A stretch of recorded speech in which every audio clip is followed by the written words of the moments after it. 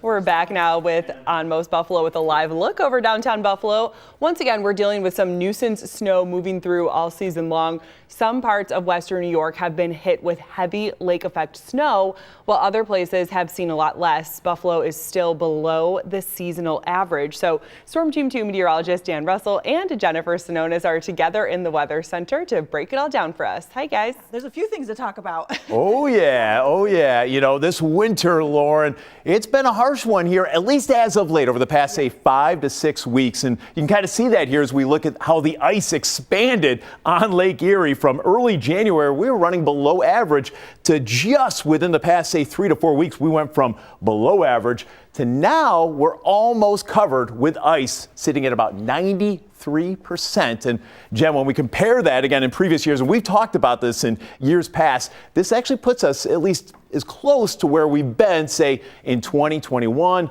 And then really, you got to go back to 2015, the last time we really saw the ice coverage at this point. Yeah, more often than not, we see lower amounts of ice cover over time, but this is kind of a blip on the radar. And remember, the first half of winter, we had some of those lake effect events, and then we had full thaws in between with everything melting. So the last, I don't know, month and a half has actually been more typical, more winter-like, and not what we've become more used to, which was the first part of winter. And the official number, is sitting at 93%. But yet, how can we still be dealing with lake effect snow off of Lake Erie? Because while it is technically at 93%, we use satellite imagery to actually show that while, yes, a lot of Lake Erie is solidly packed with ice, look at the northern shore of it, whether it's slush or even some open water right up along the shoreline, but a lot of just slush here.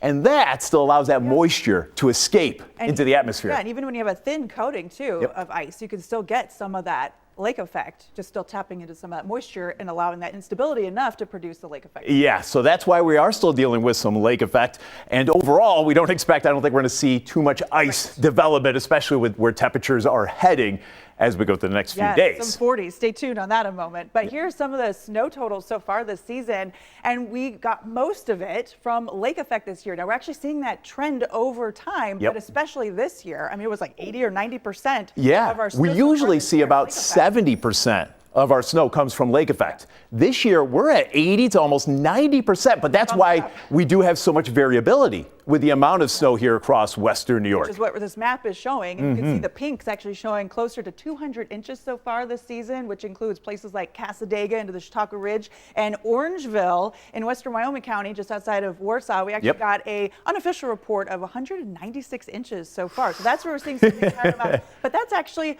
close to average, what we see this time of for the winter season for those areas, but locally up in Buffalo, Metro, again, close to average. Ski country, southern tier, it's been a banner year, but officially in Buffalo, we just haven't seen that truly big event here in Buffalo. We really haven't seen it. Like the biggest, I think, daily snowfall we've seen is roughly about 6 inches. We started out with some decent lake effect events, but those were mostly south. We got some accumulations up here, but it's been more the, like you like to say, the nickel and dime. Slowly Mother Nature has been nickel and diming us. Yeah, some snow, minor accumulations over about a month and a half each day. So we have added to almost near average for Buffalo Metro, and pretty much even areas south where we're seeing almost 200 inches.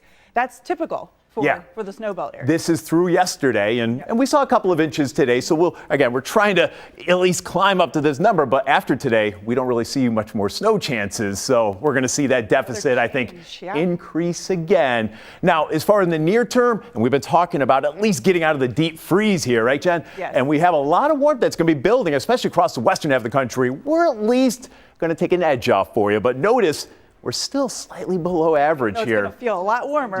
Especially towards the second half of next week and the following weekend, but then even further into March. For anybody hoping for just a drastic pattern shift and getting into, say, 50s and 60s, you'd have to be a little patient there, because even as we look 8 to 14 days out, there's still some signs that we're going to have below average temperatures. I don't think it's going to be nearly as cold, though, as what we've seen at times this week. At least we're saying goodbye to the Arctic air. Goodbye to the Arctic air.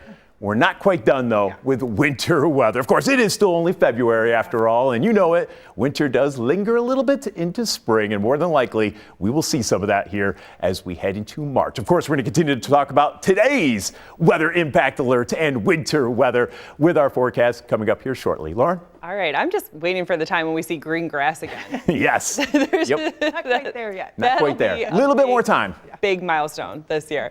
Thank you, Dan, and thank you, Jen.